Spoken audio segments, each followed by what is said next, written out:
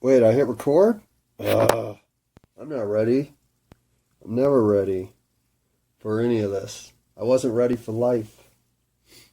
Life just happened. And blammo. How's yours going? Well, if you're anything like me, mostly not as expected. But that's not what I got on to talk about. Well, yeah, it is. I mean, that's generally the theme of everything that I'm here to talk about. It didn't turn out as expected. Welcome to the 8th installment, chapter, season, whatever breakdown you want to choose for your own comfort and fileability. Well, this is now episode 372, which makes it the first episode of season 8, which I have quirkily decided to name octopical for no reason. And yeah, it's a made-up word. I made it up. Unless somebody made it up before I made it up, which I'm sure somebody did. So call it what you will. Like all words are made up. Octopical. In some symbolic reference to my off-topical nature, here in the octopus slot that is the ocho. And isn't ocho by far the best number in the 1 through 9? Well, although ocho and diez should just let 6, 7, and 9 go play in the sand and just hang out together, because ocho and diez, all you need are ocho and diez. Okay, I don't know where I'm going with this. And what's funny is one of my first points was going to be that I just don't think I'm getting very high lately. Now, I'll admit that I've been buying some bargain basement weed. Well, not even weed, but concentrate derivative. And that's my fault. But I think vaping has somewhat ruined getting high, because it's pretty easy to be high all the time, which means you're never high. Which puts me at a conundrum of, do I get rid of my vaporizer? Probably. But since I was going to spend September sober and didn't even come close, I'm not sure I'm to trust on this particular topic about myself. So, rather than pontificate about nonsense in the marijuana parts of my life, I'm going to pontificate about the things that actually are of relevance in my life. And I'm going to start with the last round of recordings. Could be no one knows. There was a lot of weepiness in there. And I listened to the first 12 or 15 of them and then just stopped. To try to have some sense of thematic continuity across this next installment. But having given up on that, just because how do I have any thematic continuity across any installment? That just isn't me. No, the cut myself off, think about something in the middle of a thought that leads me to something else that has me completely forget the first thought and then contradict the third thought with the fourth thought. Well, yeah, that's not easy to listen to, especially if there's crying involved.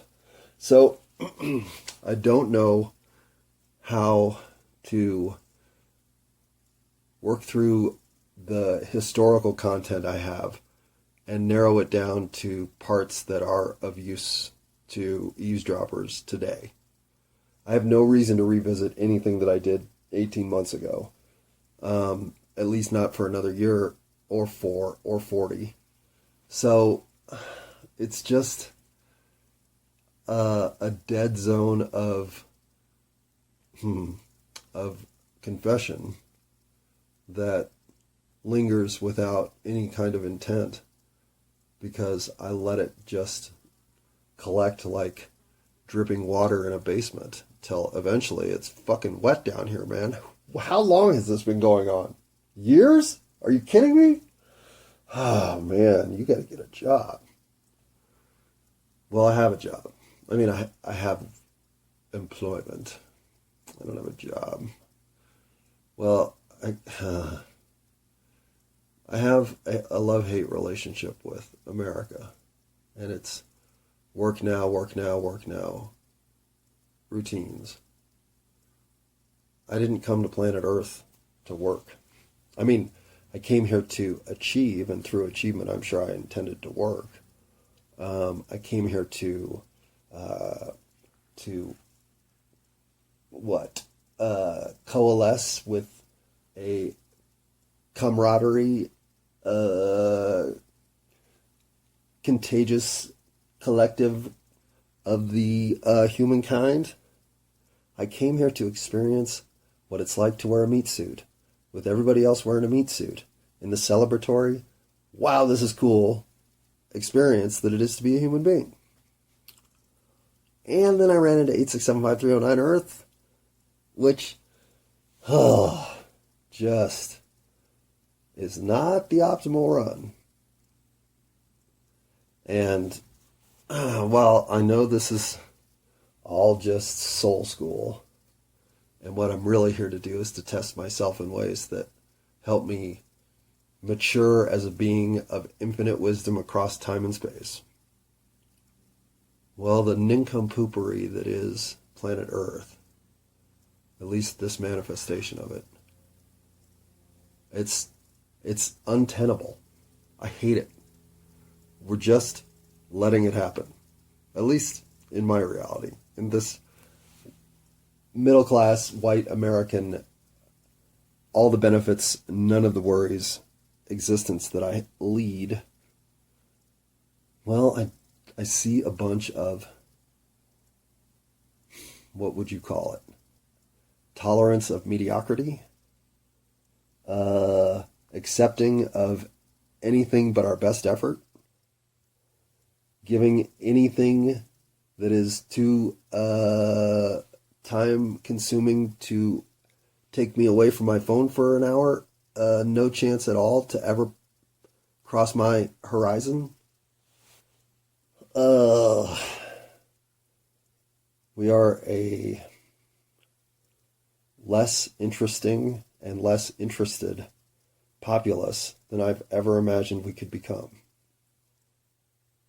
We are gobbling up bites of information in a search for personal validation in a reality that has no interest whatsoever in what we are to become. It doesn't care. It just wants us to continue spending and working to earn the dollars it requires to spend on the next thing we want to spend on.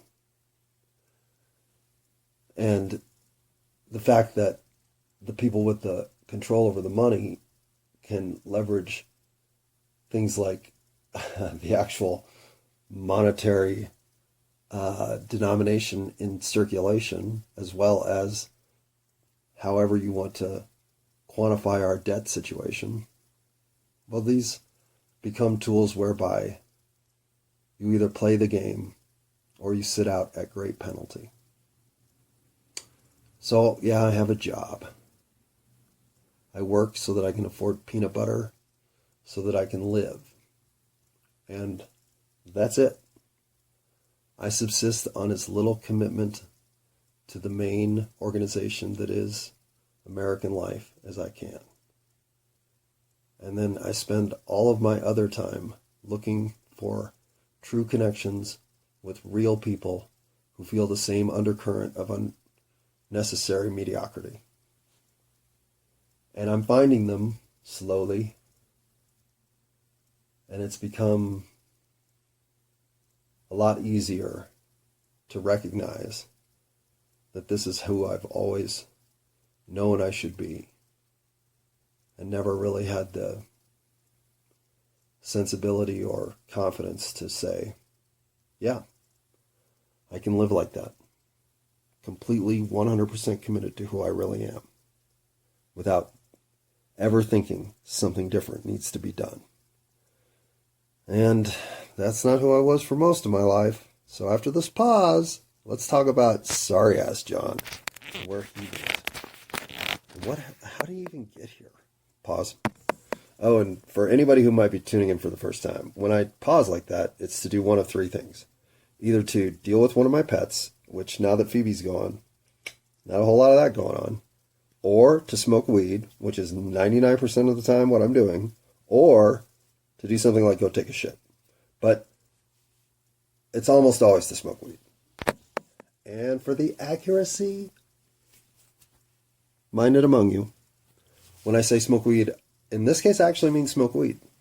But usually I mean I'm going to dab a concentrate, some sort of a derivative of THC goodness in goopy or solid form that I use about a Tic Tac sized globule on a hot surface to ingest just the pure THC goodness. But since today I have some pretty good green, well, I'm smoking some Amnesia Haze, followed by some Death Star, followed by some Purple Trainwreck. So when I'm all hazy about my Death Star being wrecked, well, I'll be out to talk to you then. Okay. So drug use, let's get that out of the way. I use drugs, obviously, but I don't consider marijuana a drug any more than I consider cigarettes a drug. The name drug has connotations that are unnecessary. So if we take each individual substance on its own merit and discuss it as such, well, why don't I smoke cigarettes but I smoke marijuana? Well, cigarettes don't seem to give you any advantage. And it's all disadvantage because, as far as I know, that's the second hardest habit to kick behind heroin. So, fortunately, the one or two puffs on cigarettes I've taken over time all tasted terrible and were easily spit out and never thought of again. And the reason marijuana has stuck around since, well, the first time I tried marijuana, I was either 15 or 16. And the first time I really got high, I was probably 17 or 18.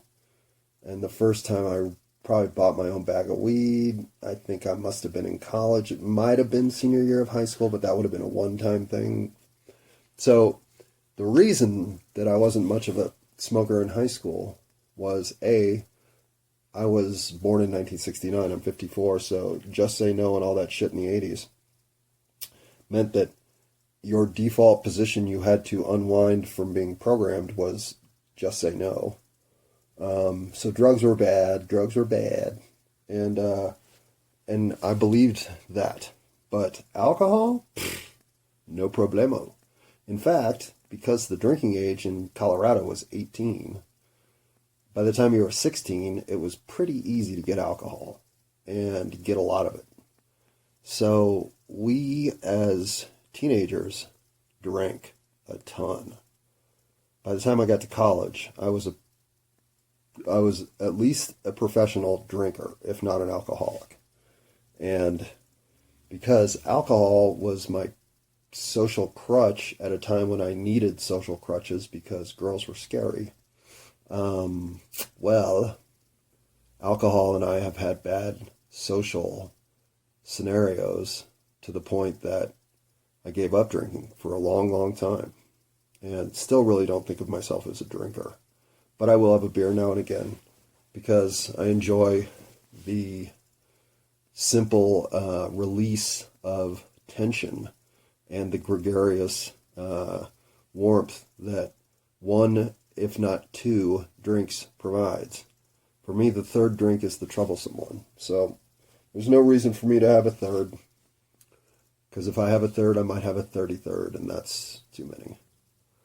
And unless I'm with people who are big time partiers, then alcohol never even crosses my mind.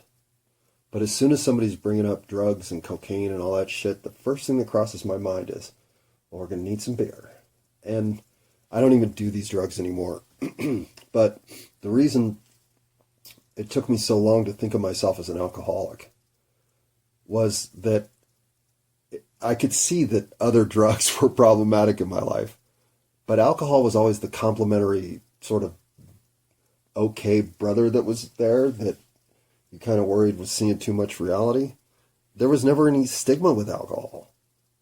So to think it was problematic when you had cocaine and fucking everything else in the toolbox, well, it took a long time to think of alcohol as the enemy. But once I realized it, it was very easy to see it as something to distance myself from entirely, if not stay away from forever, to always respect its culpability in my stupidity at the highest level.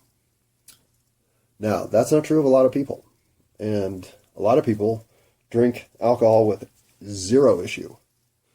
I do not. I drink alcohol with several issues, which is why I don't really drink alcohol.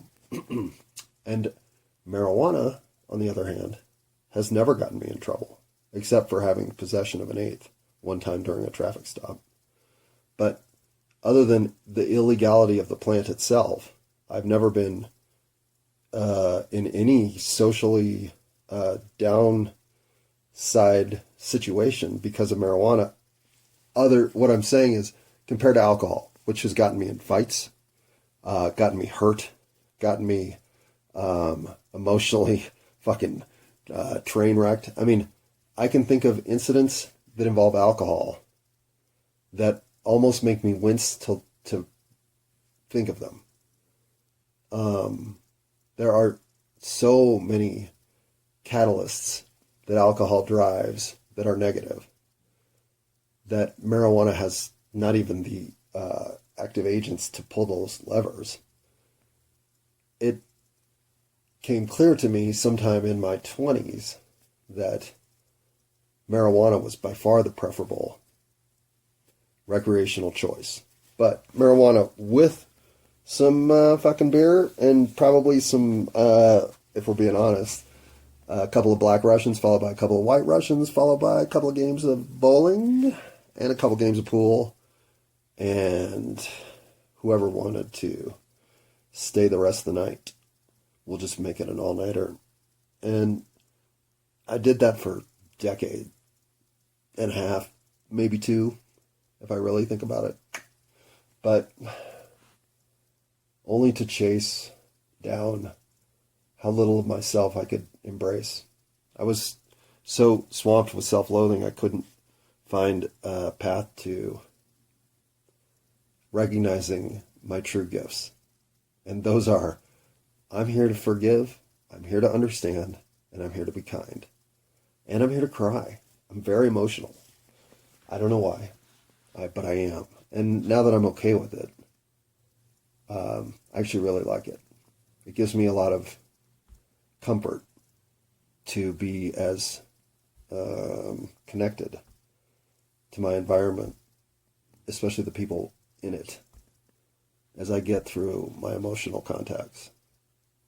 And I'm not sure when I feel like 3 or 4 years ago, I honestly got upgraded physically, a better body, or just a better version of myself.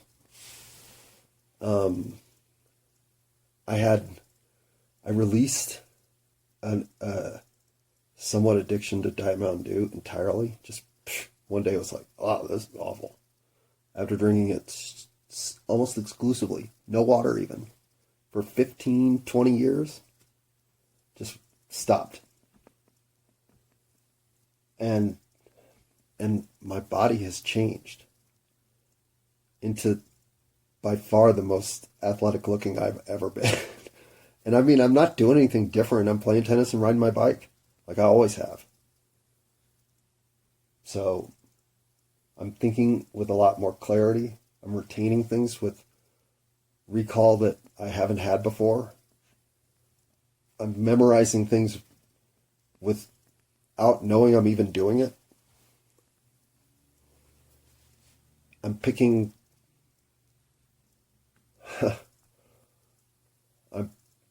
I don't... I'm finding myself peaking while not doing anything to invite that.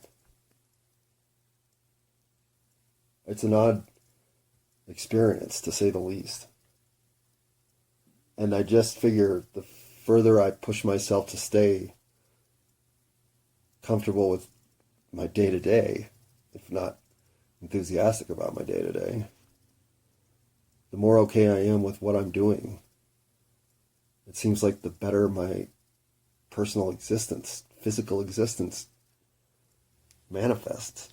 I know it's all fucked up, I get it. But why at 54 am I not on the downslide? I even think my vision has improved. I can see the tennis ball with more spin. It's, to say the least, it's not something I care to do anything but maintain or accelerate. So, yeah, but still. And I mean, I eat like shit. Fuck, man. All I've eaten today are cookies and a peanut butter sandwich. And a lot of water. Drink a fucking ton of water now, too. And I mean, I've been in and out of phases with water, but I'm just like drowning in water lately. Just can't get enough.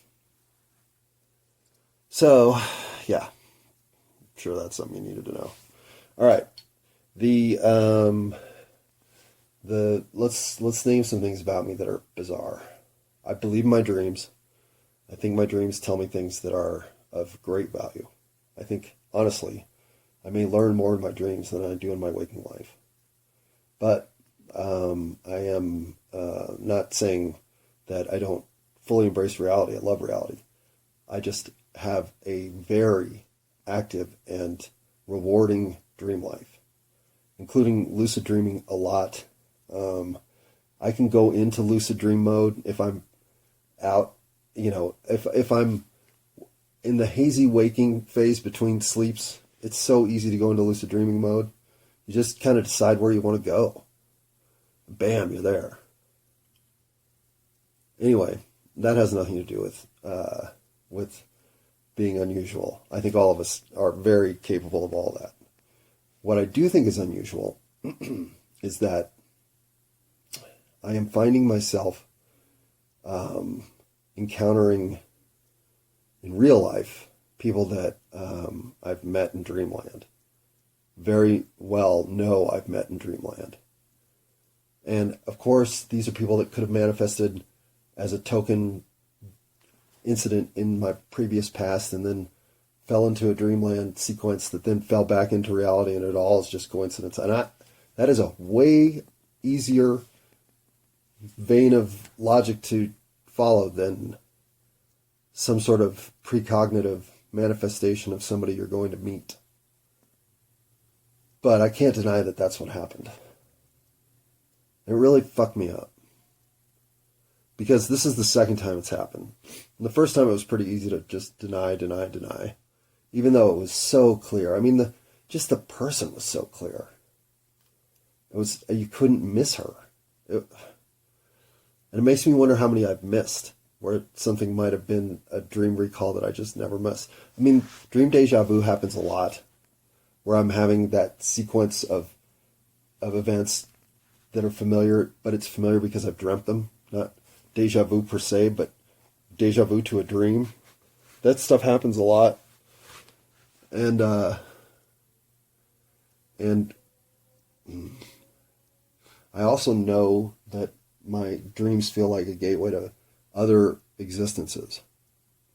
Not just as past lives, but parallel situations where either I'm a participant or even sometimes an onlooker, like part of a overseeing crowd that's not really part of the scene, but more reacting to the scene. I don't know how to describe it. Like, not an audience, but more a council, a judgment. But there's no vote. I don't know. Okay. I don't know where I'm going, so I'm going to stop. And I'm going to back up. I'm going to say, in spite of all the dream context my life has shown meaning through, reality is the test. And I don't feel like we're passing it. In fact, I call this It's All My Fault because I think I may have failed the most. And where I have failed is in believing in myself the composition that I have here is valuable, purposeful, destiny-filled, and uniquely equipped to handle the scenario right in front of us. Landing as an empathetic, soft-spoken, constantly aware, shy, certain but not about to trespass on anybody else's thing. I felt like I was here to witness something. To almost verify an event or an occurrence or some sort of historical marker. And I'm not sure that's not right. I feel like I haven't had a whole bunch of past lives on Earth, but I've had past lives in situations where the situations are exactly the same. The stars are just different. I feel like I've had all kinds of other existences as creatures other than men. In fact, I would say that I feel unusually ill-equipped as a man, even though I'm 100% a heterosexual white male American. I'm sure that 75% of the time I manifest, I either am genderless or a woman. I just know it. And whatever situation this one is, I know I'm here to push myself hard against whatever occurrence this is that I'm also participating in / witnessing while I'm here. This is a big deal. Whatever's happening on Earth in the next 5 to 55 years is of universal interest. It's exceptional if you're here to play a role in the exact time and space that is this 8675309 Earth. It may feel muddled, it may feel everything but composed. But if you just think about what it is that you're confused about inside your own head, inside your heart, inside you, if you think about that and ask for guidance as you fall asleep, I don't understand why I can't find peace in relationships with my family. I don't understand why I can't find peace in relationships with my family. Pay attention for the next 3 or 4 nights. See if you don't have dreams about situations with your family that maybe you forgot about, maybe you overlooked, maybe you didn't realize were such impactful situations at the time. I don't know. These are the kinds of things that if you just trust the universe to cooperate with you, it starts to. I don't know if it hears the energy that you are hoping for guidance and has enough universal wisdom to throw some your way during dream time, but that's just basically what happens. Yeah, it's all back of the envelope malarkey, except it works. And even if you resist, don't believe in it, don't think it's of value, don't be surprised if your dreams start peppering you with things you've got to get on. I'm a vegetarian because of my dreams. A happy one. Probably a decision I should have made in my 20s for political reasons, but for convenience reasons I didn't. And for convenience reasons I didn't do a lot of things. Well, there's no more convenience anymore because there's no more of it. So why would there be any more of it? I am at a place in life where I get to do whatever I want with my time. I am committed to nothing other than making a better world. So I swear a lot, I cry a lot, I go all over the place. I don't even get back to points I'm trying to make. I'm the worst person to be listening to. Which is why I tell anybody who's unfortunately listening in on this particular recording, time to stop, go do something active with your life, so that when you're done with that thing, you can turn around and go, okay, well that felt better. That was something productive. That was something I needed to get done. That was something that's been sitting around waiting to get attention, whatever. Go clean the top of your kitchen trash can lid if you have to find something that will make your whole day feel better. Or choose any of a million, gazillion, trillion other things you could do for yourself, for your life, to slightly improve it a little bit. Don't try to make your life a whole lot better. Try to make it a little better. A little bit better life for all of us would be a whole lot better life for all of us. Wait, should I end it that redundantly? Okay. If all of us just took enough concern to make our lives better, well, the universe would sure love that.